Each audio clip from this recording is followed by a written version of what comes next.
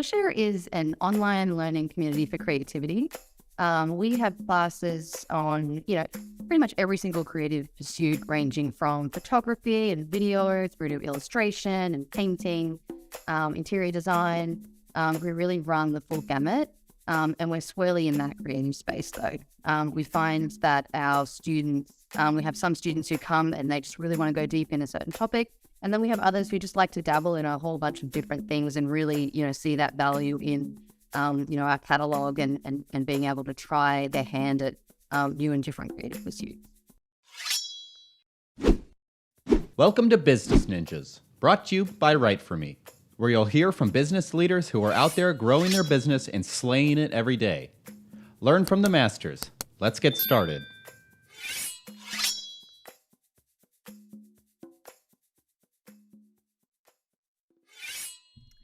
Hey everybody, welcome back for another episode of Business Ninjas. I'm here today with Alicia Hamilton-Morales. She's the Senior Vice President at Skillshare. Alicia, welcome to the show. Hi, Kelsey. Thanks so much for having me. Yeah, excited to have you. So, Alicia, why don't you start and tell me a little bit about yourself? Yeah, so I oversee content, community, and brand at Skillshare.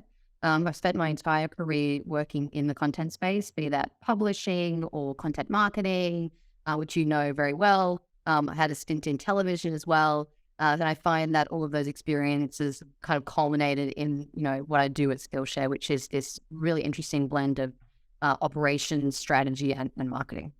Interesting. So tell me, a little bit more about Skillshare. Skillshare is an online learning community for creativity. We have classes on, pretty much every single creative pursuit, ranging from photography and video through to illustration and painting, interior design. We really run the full gamut, and we're squarely in that creative space though. We find that our students, we have some students who come and they just really want to go deep in a certain topic. And then we have others who just like to dabble in a whole bunch of different things and really, see that value in, our catalog and being able to try their hand at new and different creative pursuits. Yeah. And the classes, are they synchronous or asynchronous? They're async. So Asynchronous, yeah. We also are currently venturing into more of the live experiences space. And so we're running a few live sessions at the moment, which we've sort of dabbled in this in the past, but we're starting to really double down on that. Just knowing that people like to learn in a lot of different ways. Some people love learning at their own pace and chipping away at a lesson a day. Other people really need to have that community around them to drive that motivation and sort of get them over that inertia that they feel. Mm-hmm. I imagine, too, that flexibility is really helpful for adult learners who may have careers and things like that. Talk to me a little bit about that. Absolutely. I mean, we find that, we don't even have like one day of the week where it's really common for people to learn. People are learning in every single day of the week. And so it's not like it's a sort of very consistent experience for everyone. It's very different and diversified for everyone. And I think that speaks to the fact that learning is hard. We all live very busy lives, and people, they really need to learn on their own terms, and we need to go to them and make it easier for them so that they can get over some of those, psychological, and also availability hurdles that they face. Mm-hmm, mm-hmm. And, I made an assumption that, it's primarily adult learners. So, that was my mistake. But is there certain, demographics? Is there age ranges that seem to work with Skillshare more?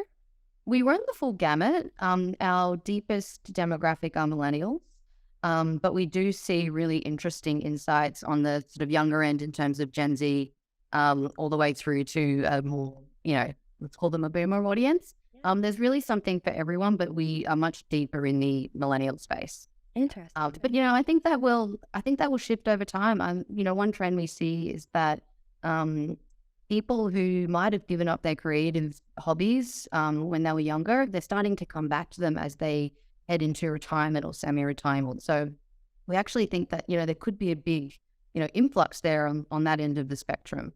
And then, thanks to platforms like TikTok, there's this more sort of proliferation around, personalizing your space and getting your hands on the tools and being creative. And we're really well placed to sort of cater to both of those macro trends. Yeah. I have a hypothesis kind of as you were talking about millennials, seemingly to be, engaged with the platform, at a higher rate. I have a hypothesis, and I'm wondering if I'm correct. But what did the growth during COVID look like? What did the COVID time look like for Skillshare? It was like a gold rush. That was my hypothesis. It was like a lot of our competitors, and a lot of content platforms, actually. We did see, pretty significant growth during that time. People needed to entertain themselves and find new hobbies and find their way through such a difficult time. So we did see, a pretty big spike, and that really accelerated, our growth as a business. It was the time it sort of led into our Series D fundraising. And I think it really, propelled us forward, and we reached some of our, 3-year goals, like within a year. So it was a big time for us. And that was when I joined. So I feel like I joined the real fight about growth in terms of that pace of growth. Yeah, I bet.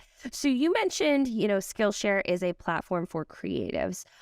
So talking about creatives, is there classes that tend to be, more popular in, whether it be like animation or graphic design? Like, talk to me a little bit about the trends that you've seen in popularity.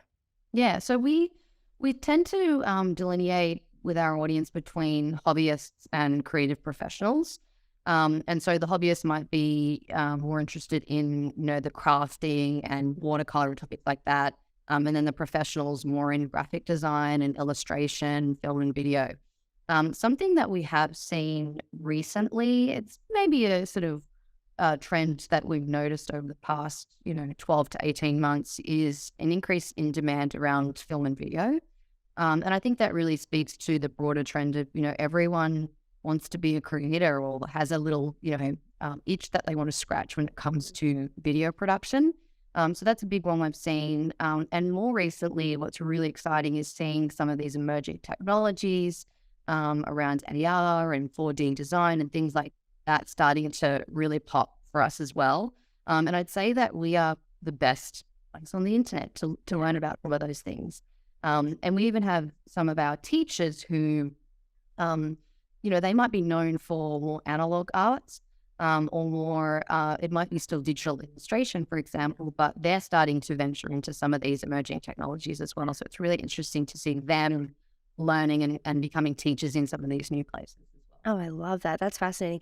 Do you think it's the expertise kind of and the like how dialed in you really are on creatives that separates you from your competition, so that, a lot of people work on, maybe it's like, equity or like classes like that, but being more focused Skillshare on creatives, do you think that's what differentiates you from your competition? I think that's definitely one of our, strategic pillars is as a real focus on creativity. Our competitors out there might have, a portion of their catalog that focuses in that space, but I really think that we are the leader in that particular space. And that wasn't always the case. We actually made a decision towards the end of 2019 to double down on that. Previously we were a bit of creative, bit of business, bit of tech. But there are just, other platforms out there that really own those spaces. So we decided that, creative is where we had most of the organic success. So we thought, let's focus and double down on that. And the thing is, even within creative, there's just so much diversity as well. So on the one hand, it seems like a narrow focus, but then when you start to break it down, there's just so many topics to explore. And really, it's something that can be a part of everyone's lives. And I'll come back to the fact that, like, most people, either they have a creative hobby or they want to start a creative hobby. So we really, even though we're focused, we really can appeal to a pretty large addressable market. So talking about these creatives, say they want to, start to interact with Skillshare, how would they go about learning more? Where would they go? Like, what is the first, few processes look like? Yeah, so our platform is Skillshare.com. We're also, you'll find us on all of the major social media platforms as well. It's where we sort of focus on the inspiration, but the learning happens on Skillshare.com. We're a membership product. We also have a free trial so that people can start to dip their toes and figure out, whether we're right for them. And so it's a really nice entry point to the product. Our classes are hour long. We also have a product called Learning Paths, which really takes you from A to Z in one particular topic area. And so that we find helps folks who don't really need a little bit of help in sort of navigating through, a catalog of 30,000 classes. So yeah, that can be, that could be 30,000? yeah, exactly. Oh my gosh.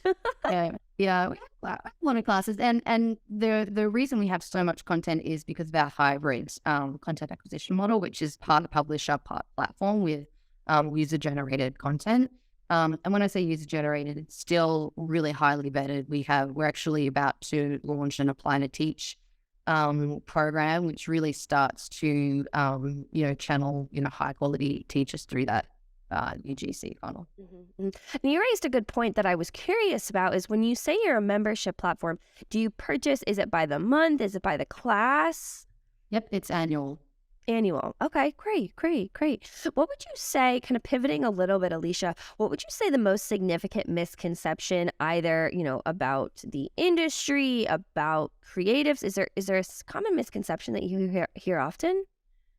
I mean, I think there's a misconception that EdTech is a sort of a household name, but there's still a lot of education to do in terms of raising awareness of the market itself. I think there are people who might have heard of different EdTech platforms, but I really think there's a huge opportunity. Like the market, we're barely tapped it. Yeah. There's just so much more growth to be had there. And there's just a lot of category awareness that we need to do, that our competitors need to do. And so I think, anyone who works in content and tech might be like, what, ed tech? Like, that's, it's huge, but it's still, there's a lot of awareness that needs to be driven there. And it's incredibly, fragmented as a market as well. So I think, collectively, we all want to raise that awareness and make ed tech more of a household name in terms of an opportunity for people to learn. Yeah. And why do you think it is so fragmented? Oh, when is it fragmented? I think because everyone's still figuring it out. And so I'd say we're in one of the more dominant, we're one of the more dominant players in that entirely, sort of fragmented landscape. And I think that the sort of, in some ways, it's still pretty nascent. Yeah. And so, it's still being figured out.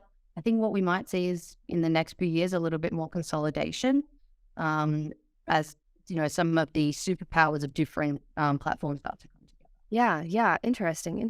And I think, you're certainly Skillshare is in a place where to capitalize, like you said, because you have such a niche area in creatives only, you're really in a spot to, like you said, you saw the growth with COVID, with all of these creative platforms, people tapping into more of that creative side, you're certainly set up in a position to expand and grow. That's for sure. So, Alicia, as we start to wrap up this conversation, is there anything that you want to leave our listeners with about EdTech, about Skillshare, the industry, anything that you want to leave our listeners with?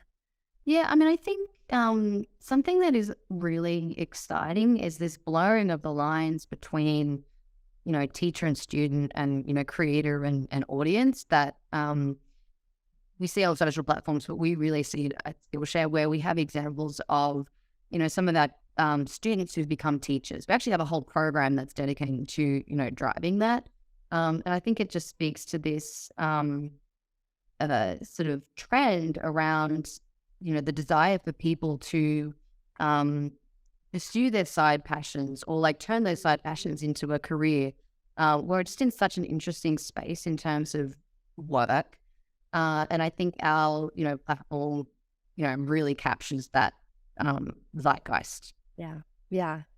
Brilliant. I completely agree with you. And I think, like I said before, I think it's such a fascinating platform that you're able to provide, adult learners, Gen Z, millennials, boomers, the opportunity to be able to tap into a skill set that they may not normally have the opportunity to tap into.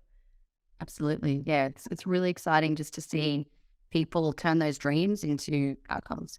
Yeah. Oh, I love it. Well, Alicia, this has been a great conversation. I appreciate you breaking down the world of EdTech, about Skillshare. I think this has been a great conversation. I really appreciate you being on Business Ninjas today. Thanks so much, Kelsey. It was lovely chatting with you.